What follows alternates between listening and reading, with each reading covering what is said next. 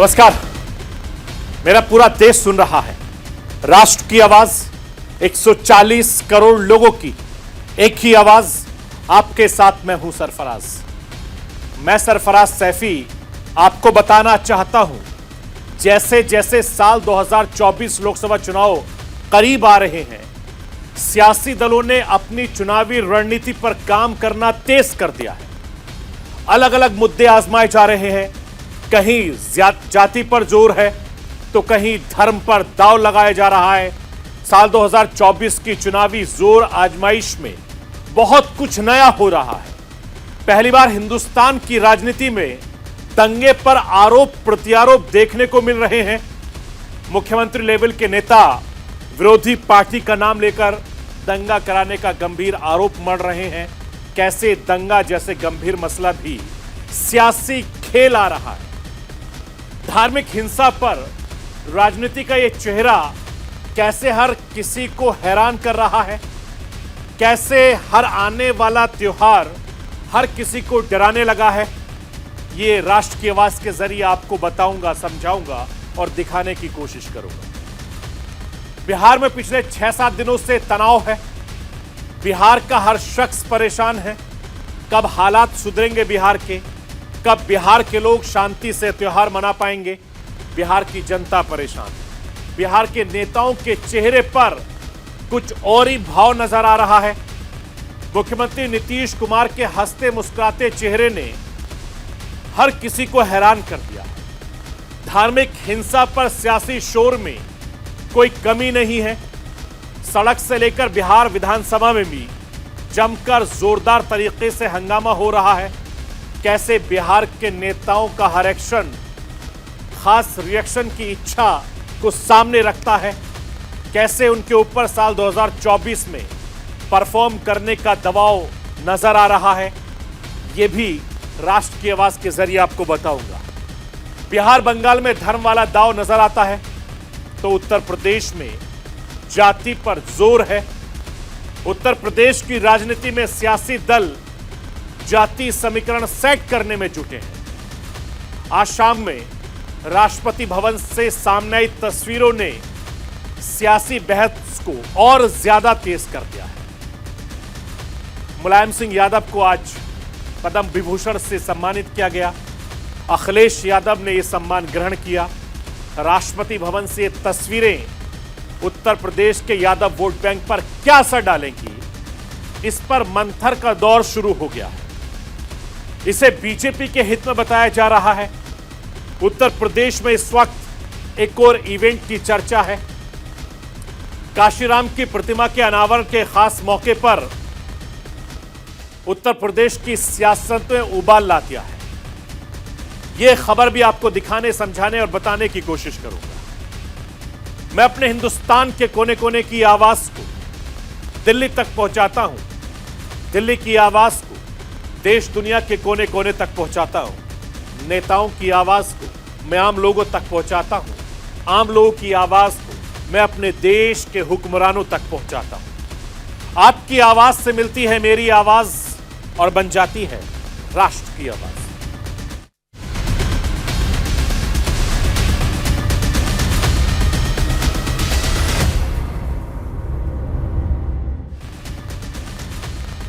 लोकसभा चुनाव बेहद खास है।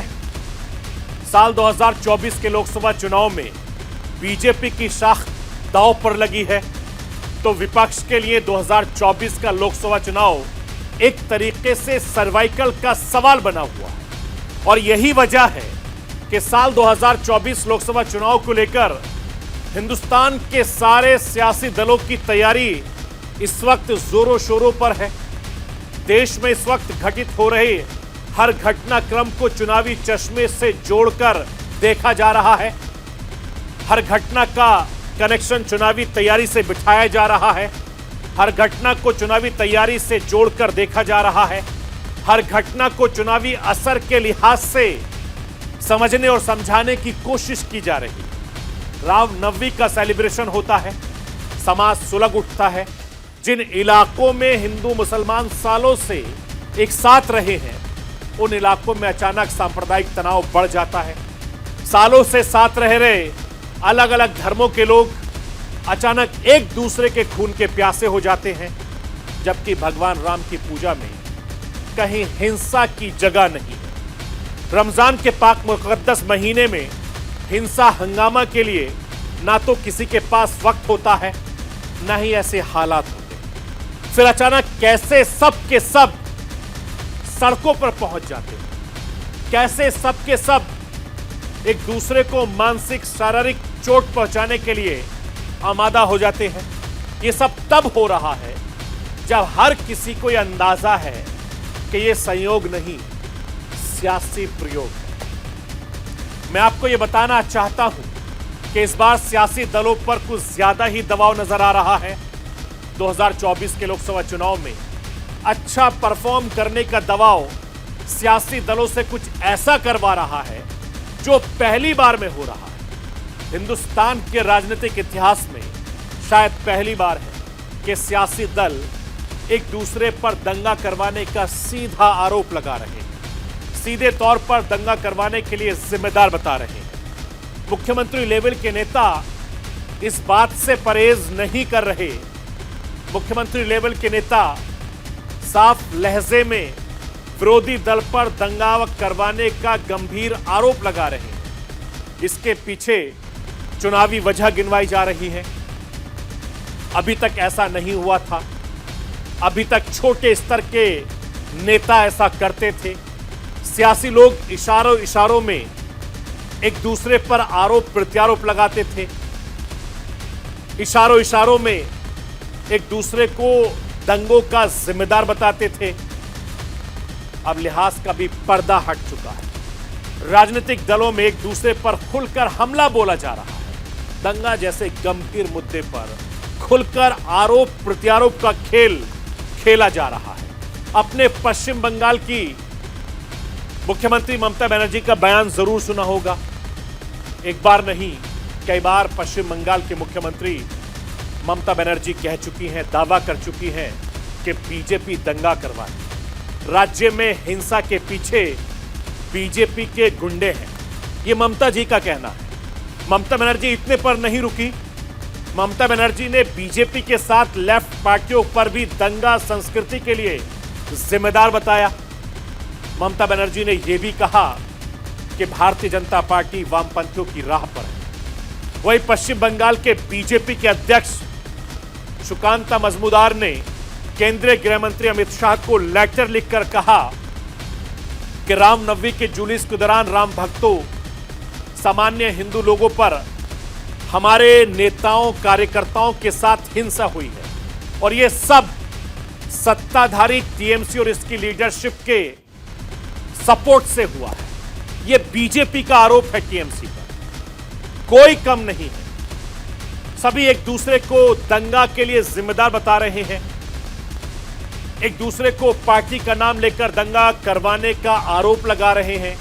आप सोचिए 2024 का दबाव कितना है। पश्चिम बंगाल में खुलकर यह सियासी खेल चल रहा है तो बिहार में भी ऐसे हालात बने हुए हैं। पिछले 6-7 दिनों ने पश्चिम बंगाल के हालात बिगड़े हुए हैं। पिछले 6-7 दिनों से बिहार के कई जिलों में हालात तनावपूर्ण बने हुए हैं। आपने ममता बनर्जी को सुना, अब मैं आपको बिहार के मुख्यमंत्री नीतीश कुमार को भी सुनवाना चाहता हूं। उससे पहले मैं आपको यह बताना चाहता हूं और यह दिखाना चाहता हूं कि कैसे मुख्यमंत्री नीतीश कुमार हंस हंस कर, मुस्कुराकर मीडिया से मुखातिब हो रहे हैं। पहले नीतीश कुमार का यह मुस्कुराता हुआ चेहरा देखिए और इसके पीछे उनकी सियासी मंशा समझिए। कोई भी ऐसा मुख्यमंत्री ऐसे मौके पर इतना खुश कैसे दिख सकता है? बिहार का आज कैसा हाल है? आज बिहार कैसे कई हिस्सों में सांप्रदायिक हिंसा की आग में झुलसा हुआ है। एक युवक की मौत हो गई, 200 से करीब पुलिस वाले लोग गिरफ्तार हैं, पुलिस ने गिरफ्तार कर लिया है और पता नहीं बिहार पुलिस कैसे काम कर रही है। पुलिस पहले हालात संभाल नहीं पाई, पता नहीं अब किन किन लोगों को पकड़कर जेल में डाल रही है। जो बिहार पुलिस पहले ठीक से काम नहीं कर पा रही थी, अब सही से काम कर रही है। कौन देखेगा? जिन्हें देखना है उन्हें सियासत से फुर्सत नहीं है। बिहार में तनाव है, नीतीश कुमार के चेहरे पर बिल्कुल भी तनाव नहीं है। नीतीश कुमार का हंसता मुस्कुराता चेहरा बिहार में नहीं पूरे देश को हैरान कर रहा है। तस्वीरें आपके सामने। नीतीश कुमार हंसते मुस्कुराते क्या छिपाने की कोशिश कर रहे हैं, समझना मुश्किल नहीं है। बिहार के मुख्यमंत्री नीतीश कुमार बिहार की मौजूदा हालत के लिए बीजेपी को जिम्मेदार बता रहे हैं। इस वक्त रो रहे बिहार से हंसते मुस्कुराते मुख्यमंत्री क्या कुछ कह रहे हैं राष्ट्र की आवाज के जरिए, वो आपको सुनवाना चाहता हूं। और पुलिस सब लोगों ने इसमें काम किया, बहुत अच्छे ढंग से सब चीज कंट्रोल हुआ। और एक एक आदमी से हम पूछें और जान लीजिए सब लोग लगा हुआ है, एक एक घर में जा जा करके देख रहा है।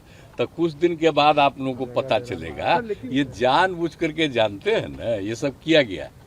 एक जगह जिनको जाना था जानबूझ करके वहां करवाया है, और दूसरा जगह बिहार शरीफ है, समझ गए? बिहार शरीफ नामकरण किसने किया है? बिहार था, पूरे राज्य का नाम बिहार और उस जगह का नाम बिहार, और उसको हम ही किए बिहार शरीफ। आप जरा जान लीजिए, भूलिए मत। तो उस बिहार शरीफ में जो धंधा करने का कोशिश कोई किया है, ये सब पता चलेगा कुछ दिन के बाद। अनाप शनाप इसी सब का दुष्प्रचार है, यहाँ पर बिहार में कहीं होता है। और दो लोग हैं, समझ लीजिए, एक राज कर रहा है और दूसरा उसके साथ उसका एक है एजेंट है, और वो मिलकर के ये सब इधर उधर कर रहा है, समझ गए ना? घुमा फिराकर हंसते मुस्कुराते नीतीश कुमार क्या कहना चाह रहे हैं आपने सुना, नीतीश कुमार की बातों को भी सुना, लेकिन इसके पीछे उनका क्या मकसद है आपको समझना मुश्किल ही नहीं। आप मुख्यमंत्री हैं, राज्य में कानून का राज कायम करना मुख्यमंत्री साहब आपकी जिम्मेदारी है। आप जवाब देने की बजाय सारे आरोपों को कैसे खारिज कर सकते हैं? नीतीश कुमार ने नकारेपन पर उनके पुराने दोस्त हमला बोल रहे हैं। राष्ट्र की आवाज के जरिए मैं आपको भारतीय जनता पार्टी के नेता सुशील मोदी का वो बयान सुनवाना चाहता हूं जो अपने दोस्त पर हमलावर। अब 5 दिन के बाद अभी भी इंटरनेट सेवा बंद है दोनों जगहों पर। ये क्या दर्शाता है? अभी भी तनाव बना हुआ है। और यही पैरामिलिट्री फोर्सेज अगर वो एक दिन पहले वहां पर बुला लिए होते तो आज ये स्थिति नहीं बनती। एक नौजवान की मौत हो गई तो इसको तो टाला जा सकता था। तो ये जो भी कुछ हुआ है बिहार शरीफ और सासाराम के अंदर, पूरे तौर पर नीतीश कुमार जिम्मेवार है। और बिहार सरकार का निकम्मापन, बिहार सरकार की जो असमर्थता है, यह दर्शाता है कि सरकार ने स्थिति को बिगड़ने दिया। आप अपनी अक्षमता को छिपाने के लिए दोष हम पर लगा रहे हैं, कहने की साजिश है। तो वास्तव में साजिश तो है ही, लेकिन ये साजिश उन लोगों की है जिन लोगों ने राम भक्तों पर हमला किया। जो तो मांग कर रहे हैं कि न्यायिक जांच बैठाया जाना चाहिए ताकि दूध का दूध और पानी का पानी हो सके। बिहार के मुख्यमंत्री नीतीश कुमार को लगता है कि हर कोई साजिश कर रहा है, वो कुछ नहीं कर पा रहे हैं। ये मुद्दा नहीं, कोई सवाल उठाता है तो वो बीजेपी का एजेंट है। नीतीश कुमार का बेफिक्र अंदाज असदुद्दीन ओवैसी ने भी उन पर हमला बोला है। मैं राष्ट्र की आवाज के जरिए असदुद्दीन को आपको सुनवाना चाहता हूं, सुनिए ओवैसी साहब क्या कुछ कह रहे हैं। जो कुछ बिहार में हुआ है, बिहार शरीफ में, जहां पर एक 100 साला मदरसे अजीजिया को जला दिया गया, एक मस्जिद के मीनार को डैमेज किया गया और वहां पर एक टारगेटेड मुस्लिम माइनॉरिटी के दुकानों को निशाना बनाया गया, इससे साफ जाहिर है कि इसमें बहुत बड़ी प्लानिंग हुई है। और बिहार की नीतीश कुमार और तेजस्वी की सरकार को ये मालूम था कि नालंदा एक सेंसिटिव डिस्ट्रिक्ट है, नीतीश कुमार मुख्यमंत्री का होम डिस्ट्रिक्ट है, उसके बावजूद भी आप सासाराम में भी गड़बड़ हुई। तो ये सरासर बिहार में जो कुछ हुआ, ये सरकार के ऊपर जिम्मेदारी आयद होती है कि उन्होंने वायलेंस को रोका नहीं। और उनको मालूम था, उनके पास रिपोर्ट्स, इंटेलिजेंस रिपोर्ट्स थे कि यहां पर वायलेंस हो सकता है। हुकूमत की नाकामी। और आप देखिए कि नीतीश कुमार जो है, उन पे कोई रिमोर्स ही नहीं है, उनको कोई तकलीफ ही नहीं हो रही उनको। कल इफ्तार की पार्टी में चले गए, टोपी सर पर पहन लिए, शॉल पहन लिए। अरे कुछ तो हमदर्दी दिखाते, गम दिखाते। और वो आरजेडी का जो नेता है वो कहता है कि ट्वीट कर दिया। अरे भाई जबान से बोलो ना, कंडेम करो। मैं आपको ये बताना चाहता हूं, बिहार में लाल किले की तस्वीर को लेकर सियासी बवाल मच गया है। मुख्यमंत्री नीतीश कुमार फुलवारी शरीफ में एक इफ्तार पार्टी में शरीक हुए, जिनमें पीछे लाल किले का पोस्टर लगा था। लाल किले वाले बैकग्राउंड में नीतीश कुमार की मौजूदगी को केंद्र की राजनीति से जोड़कर देखा गया। इसे साल 2024 में नीतीश कुमार के प्रधानमंत्री बनने के अरमान से जोड़कर देखा गया। त्योहारों के वक्त बिहार में हालात बिगड़े हुए हैं। लोग को समझ नहीं आ रहा कि आगे क्या होगा, कैसे सब कुछ नॉर्मल होगा। ये आम लोगों की परेशानी है, चिंता है। जबकि बिहार के राजनेता अपनी अपनी राजनीति चमकाने में जुटे हुए हैं। मैं आपको यह बताना चाहता हूं कि सब के सब नेता साल 2024 के लिए अपने पक्ष में चुनावी माहौल बनाने में जुटे हैं।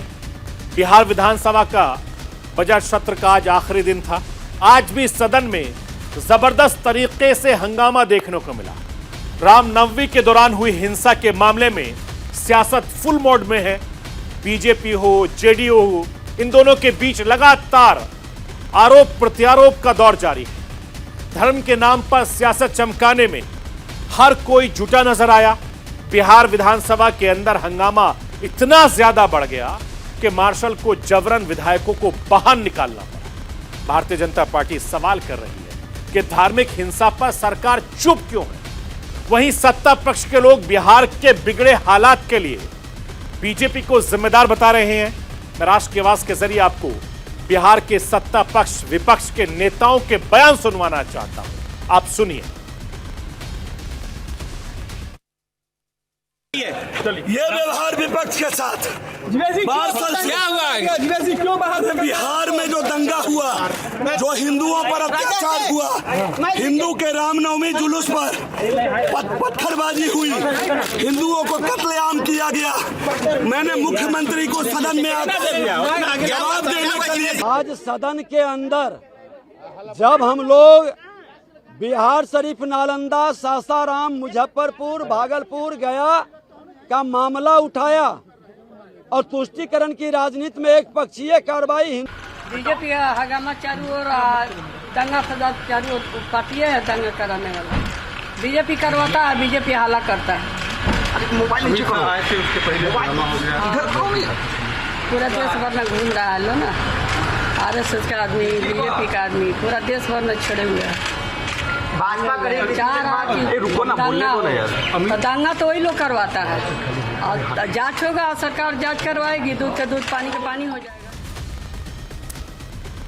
इन नेताओं का हाल देखते हुए, नेताओं पर 2024 वाले दबाव को देखते हुए, धार्मिक हिंसा के सियासी इस्तेमाल को देखते हुए हाईकोर्ट भी सावधान हो गया है।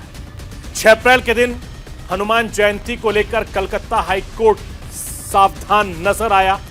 कलकत्ता हाईकोर्ट ने राज्य सरकार को निर्देश दिया है कि हनुमान जयंती के सुरक्षा कड़े इंतजाम किए जाए। जरूरत पड़ने पर केंद्रीय बलों को भी नियुक्ति की जाए। जिन इलाकों में धारा 144 लागू है वहां हनुमान जयंती की शोभा यात्रा न निकाली जाए। मैं आपको बताना चाहता हूं कि हनुमान जयंती को लेकर केंद्र सरकार भी इस वक्त अलर्ट मोड पर है। कल यानी 6 अप्रैल को पूरे देश में हनुमान जयंती मनाई जाएगी। हनुमान जयंती को लेकर सभी राज्यों को एडवाइजरी जारी की गई है। केंद्रीय गृह मंत्रालय ने सभी राज्य सरकारों को सतर्क रहने के लिए कहा है।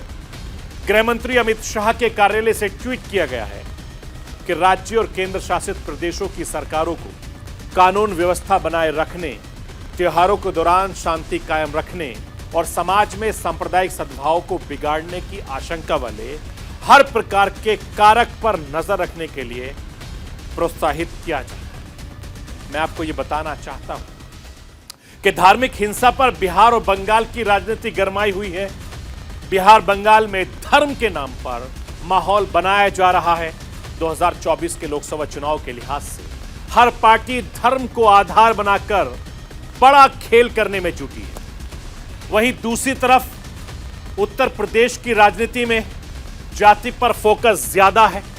उत्तर प्रदेश के सभी सियासी दल जाति आधारित रणनीति पर काम करते नजर आ रहे हैं और सब के सब अभी से जाति समीकरण सेट करने में जुट गए हैं। मैं आपको यह बताना चाहता हूं, आज राष्ट्रपति भवन से सामने आई एक तस्वीर ने एक बड़ा संकेत दिया है। आज उत्तर प्रदेश के दिग्गज राजनेता रहे उत्तर प्रदेश के पूर्व मुख्यमंत्री रक्षा मंत्री मुलायम सिंह यादव को मरणोपरांत पद्म विभूषण दिया गया है। आज उनके बेटे उत्तर प्रदेश के पूर्व मुख्यमंत्री अखिलेश यादव ने ये पुरस्कार लेने के लिए खुद राष्ट्रपति भवन पहुंचे। मुलायम सिंह यादव 3 बार उत्तर प्रदेश के मुख्यमंत्री रहे हैं, देश के रक्षा मंत्री रहे हैं। उन्होंने समाजवादी पार्टी की शुरुआत की थी। उत्तर प्रदेश ही नहीं, देश की राजनीति में मुलायम सिंह यादव का कद काफी ऊंचा रहा है। उत्तर प्रदेश की राजनीति में यादव वोट बैंक पर उनकी मजबूत पकड़ रही है और यही वजह है कि भारतीय जनता पार्टी की केंद्र सरकार ने जब मुलायम सिंह यादव को पद्म विभूषण देने का ऐलान किया, इसके राजनीतिक मकसद से प्रेरित बताया गया। साल 2024 लोकसभा चुनाव के लिहाज से यह बड़ा सियासी दांव माना गया है। ऐसा माना जा रहा है कि राष्ट्रपति भवन से सामने आई इन तस्वीरों का असर उत्तर प्रदेश के यादव वोट बैंक पर जरूर होगा। मुलायम सिंह यादव के सम्मान का लाभ यादव समाज भारतीय जनता पार्टी को दे सकती है, ये कयास लगाए जा रहे हैं। उत्तर प्रदेश की राजनीति में एक और इवेंट की चर्चा बहुत जोर शोर से हो रही है। 2 दिन पहले यानी 3 अप्रैल के दिन समाजवादी पार्टी के अध्यक्ष अखिलेश यादव ने रायबरेली में कांशीराम की प्रतिमा का अनावरण किया। इसके साथ ही स्वामी प्रसाद मौर्य उनके साथ मौजूद रहे। कांशीराम उत्तर प्रदेश की राजनीति में बड़ा नाम रहे हैं। सूबे की राजनीति, दलित राजनीति का बड़ा चेहरा भी रहे हैं। कांशीराम ही बहुजन समाज पार्टी की स्थापना की थी। रायबरेली कॉलेज में कांशीराम की प्रतिमा लगाने का जो कार्यक्रम समाजवादी पार्टी ने किया, इसे समाजवादी पार्टी का बड़ा दांव माना जा रहा है। राज्य के दलित वोट बैंक में सेंधमारी का प्रयास माना जा रहा है और इस मौके पर अखिलेश यादव ने क्या कुछ कहा है वो भी मैं राष्ट्र की आवाज के जरिए आपको सुनवाना चाहता हूं। लेकिन आपने विधानसभा में देखा होगा, जो सरकार दूसरी बार बनी है उसको अगर कोई घेरने का काम कर रहा है तो वो समाजवादी लोग हैं। उस सरकार को, जो बहुमत की सरकार है, जिसके साथ दिल्ली की सरकार भी है, और ये सरकार कहती है कि हम डबल इंजन की सरकार हैं, अगर कोई उनसे टकरा रहा है तो विधानसभा में आपने देखा होगा कौन लोग टकरा रहे हैं उन लोगों से। रायबरेली में जनता ने समर्थन दिया। अगर हमारी थोड़ी बहुत और कोशिश हो जाती तो पूरी की पूरी रायबरेली समाजवादी पार्टी के पक्ष में दिखाई देती।